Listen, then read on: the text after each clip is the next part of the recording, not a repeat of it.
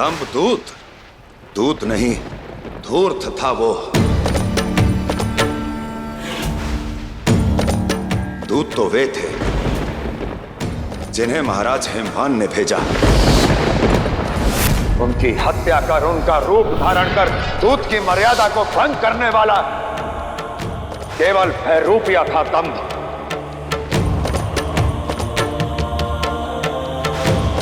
दूत का कार्य होता है संदेश देना, संबंध को जोड़ना, परंतु इसकी मंशा संदेश को भ्रमित करने की थी, संबंध को तोड़ने की थी।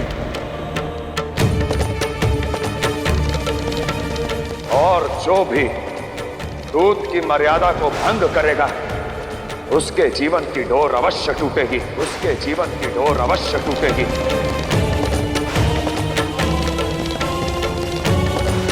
किसी पद, किसी प्रतिष्ठा के अधिकार से स्वयं को कोई ऊपर उठाकर उसका दुरुपयोग करेगा तो वो इसी प्रकार दंड का भागी होगा, दंड का भागी होगा, दंड का भागी होगा, दंड का भागी होगा। इतने घोर पापी का संहार तो निश्चित था। मैं चुप नहीं रहूंगा महादेव, मैं युद्ध करूंगा।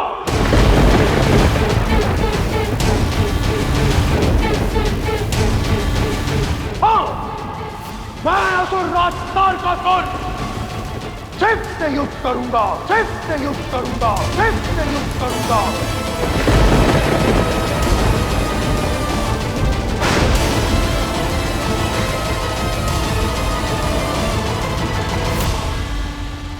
मैं तो दंभ के छल को भी क्षमा करने के लिए सज्ज था तारकासुर, परंतु उसने पुण्य के मार्ग का तिरस्कार किया, पाप को चुना, मेरे धैर्य, मेरी करुणा का दुरुपयोग किया उसने। इसलिए यदि तुमने पुण्य का मार्ग नहीं चुना तो तुम्हारा पाप तुम्हारे ही अंत का कारण बन जाएगा, तुम्हारे ही अंत का कारण बन जाएगा, तुम्हारे ही अंत का कारण बन जाएगा।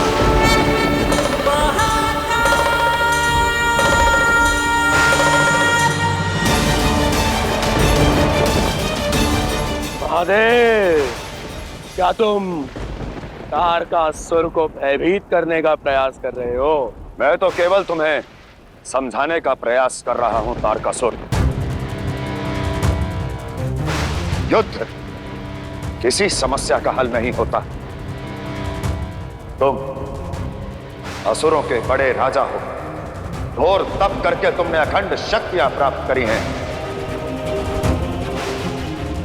ब्रह्मदेव के वरदान से अमृत ना पाने वालों से कहीं अधिक सुरक्षित हो तुम मृत्यु से।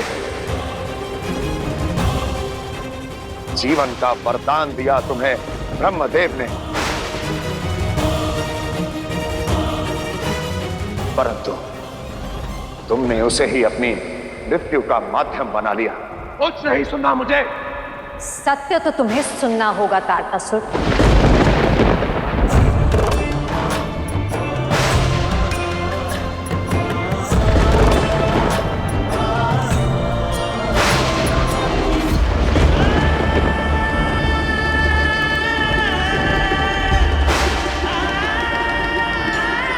शिव पार्वती के मिलन को कोई नहीं रोक सकता, शिव पार्वती के मिलन को कोई नहीं रोक सकता।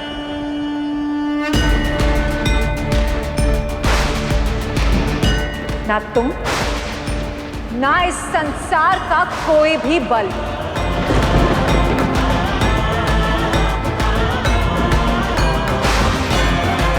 हम सदैव एक थे, एक हैं और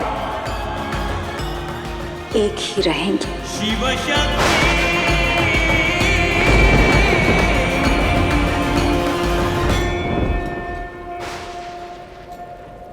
वरदान तुम्हारा कर्म फल था, शक्ति थी तुम्हारी,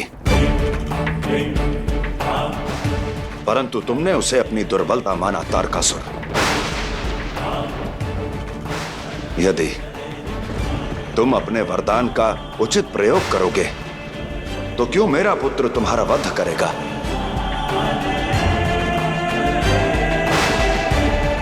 और यदि इसी प्रकार संसार का अहित करते रहोगे तो किसी न किसी प्रकार से तुम्हारा अंत तुम तक पहुंच ही जाएगा।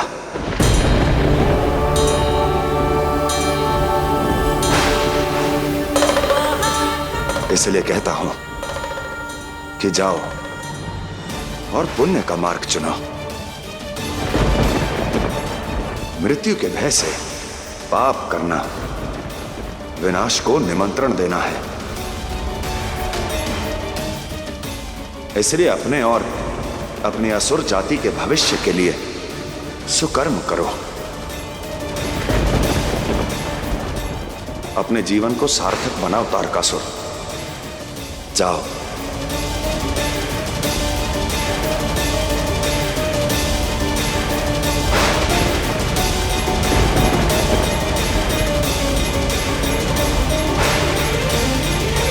तारकासुर,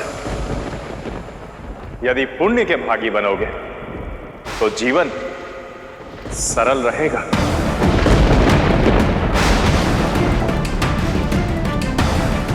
और यदि पाप के भागी बनोगे तो सदैव ऐसे ही भयभीत रहोगे। नारायण, पाप पुण्य की शिक्षा नहीं सीखनी मुझे। सत्य तो यही है कि तुम त्रिदेवों ने कभी भी असुरों का हित नहीं देखा, और यदि इतनी शक्ति अर्जित करके भी मैं शिव की 4 बातें सुनकर वापस लौट गया तो समस्त असुर साम्राज्य हंसेगा मुझ पर। असुरों का आदर्श बनना चाहता हूं मैं, और आदर्श वो होता है जो अपने स्वप्न के लिए प्रतिबद्ध रहे, और तारकासुर प्रतिबद्ध है। इस ब्रह्मांड में सबसे सर्वोत्तम, सर्वोपरि, सर्वशक्तिशाली, सर्वशक्तिमान बनना है मुझे शिव बनना है। शिव बनना है तो सर्वप्रथम अपने अभिमान को त्यागो तारकासुर। अपने हृदय में करुणा का बीज बो, अपने आचरण में विनम्रता लेकर आओ।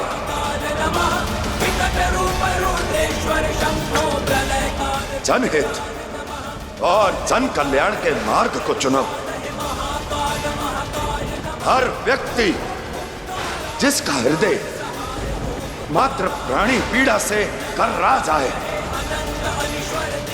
वही तो शिव है, वही तो शिव है, वही तो शिव।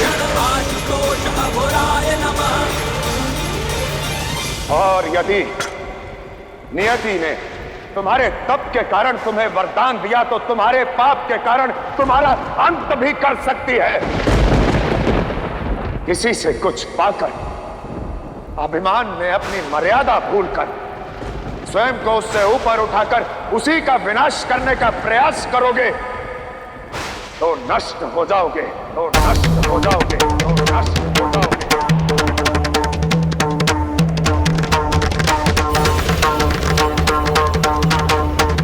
बहुत हुआ शिव, अब अपनी ज्ञान वाणी नहीं, शस्त्रों की गर्जन सुनाओ।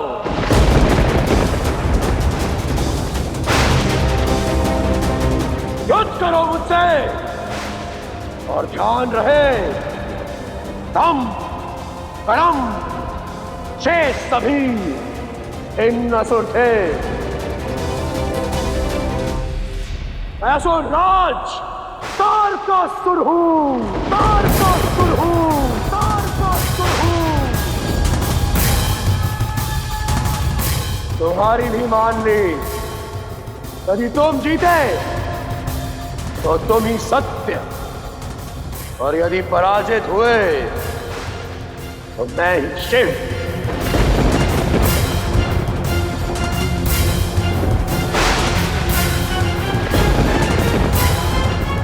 सोच कर रहे हो? उठाओ शस्त्र, लड़ो मुझसे।